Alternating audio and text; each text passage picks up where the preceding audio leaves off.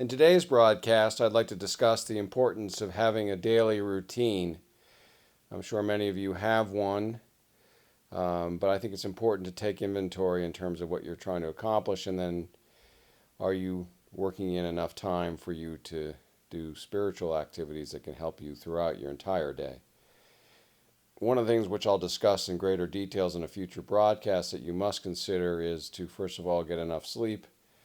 Second of all, to eat a good diet. And third, to make sure you're trying to avoid excessive uses of drugs and alcohol and other things that can impact not only your spiritual life, but also your regular life as well, outside of what you do spiritually.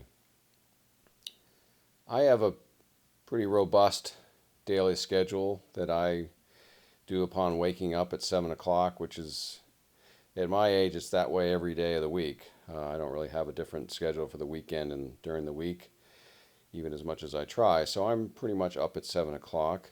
I try to get 7.5 to 8 hours of sleep a night. That's my goal. And so that puts me in bed sometime around 11:20.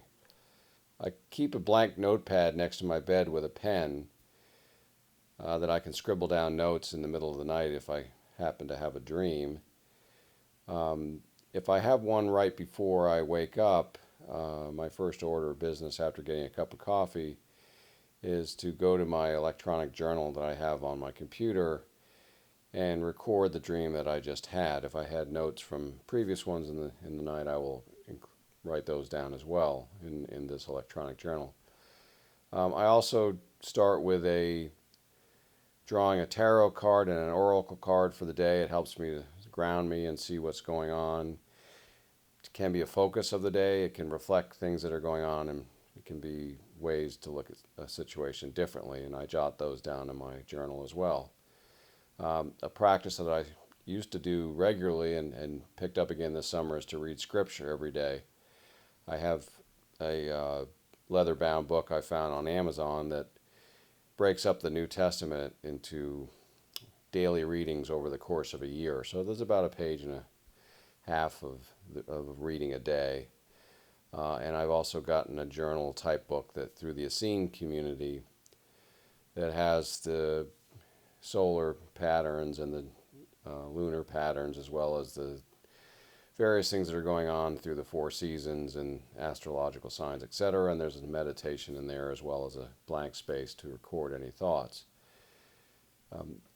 There is time within this schedule in the event that something's going on work-wise or that I need to respond to, because I've now looked at emails. So if I need to get back to something that's urgent, I can certainly do this during this time period. But I try to keep this, pretty much my time, and it tends to be quiet because I am up before everybody else. I then go out on a 30-minute walk. I'm blessed to live in an area that has a nice park system, which includes trails through the woods and that runs along a creek. So, I strongly advocate, as I said, getting back into nature, at least having that as part of your routine. Even if you're in the city, there's parks as well, somewhere where you can be around God's creation. Basically, it helps get you in the right mindset. I use earpods that enable me to listen to a audiobook during this walk. I tend to make it something along the lines, if I'm studying scripture, commentary, or whether it's, I did a lot of listening to books on Edgar Cayce earlier in the year. But it can be, doesn't have to be specifically spiritual, but it can be somewhat related. I listened to Homer's Odyssey, which I hadn't done since high school, and that's a great archetypal heroine journey that we all possess a piece of in our own lives. Something that I incorporated about a year and a half ago when I was studying alchemy is called the Vigil of Nature. That's their term. And so about halfway through my walk, there's a nice spot that I stop at, which is on the banks of this creek where there's a tree, same spot every day. And the Vigil of Nature consists of free thinking and then free writing. For me, it's 10 minutes.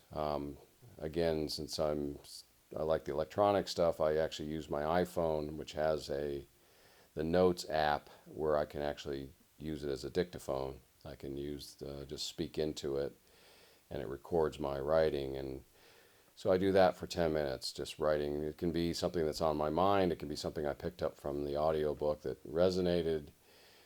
Might have been something that the card showed that morning. Whatever it is, it's just my way of sort of dumping into this note app.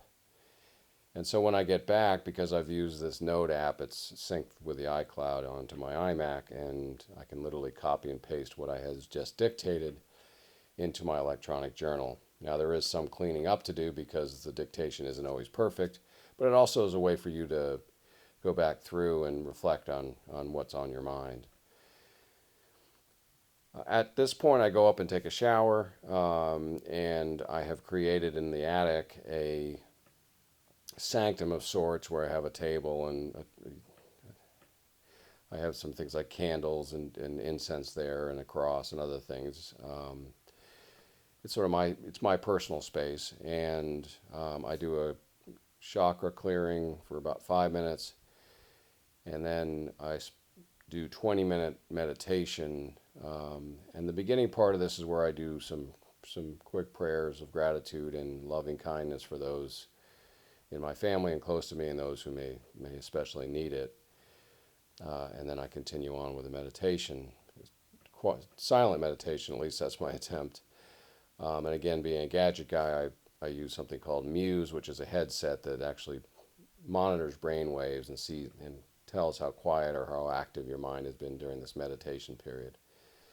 And then concluding the meditation, I come back to the office, my home office, and start my workday. Now, again, I'm very lucky to be working for myself, and I have that kind of flexibility because, quite honestly, it's now 10 o'clock in the morning. Now, I have potentially taken care of things that needed to earlier through my being in front of an email, but I use that pretty much as my time, and then as a result of that, I'm extremely productive for the rest of the day. And then if I need to work, till 7 or 8 at night or whatever it happens to go on, that routine and that schedule just fits my lifestyle. And that's another thing I recommend if you're able to do it, to try to find out what your groove is. For me, I'm more of a morning to early evening person, and I don't function well in the evenings. Other people can pull all-nighters and etc. So that's my primary time for spirituality is spent in the morning. I'm not, as I said, a big evening person, so I don't do a lot in the evenings. I do like to sort of put my mind in neutral for a while before going to bed, and I like to watch things on Netflix or Game of Thrones or some show that I'm binge watching just to kind of help me put things on idle for a while.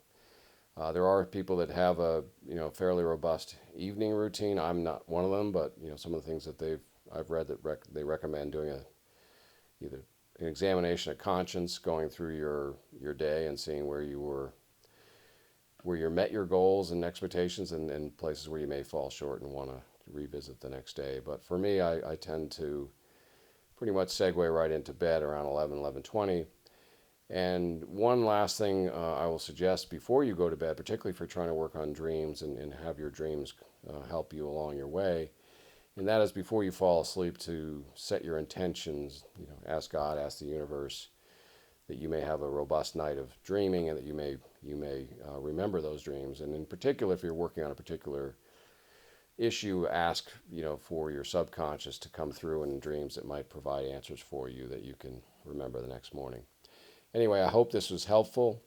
Please return back to my website and my YouTube channel for further broadcasts.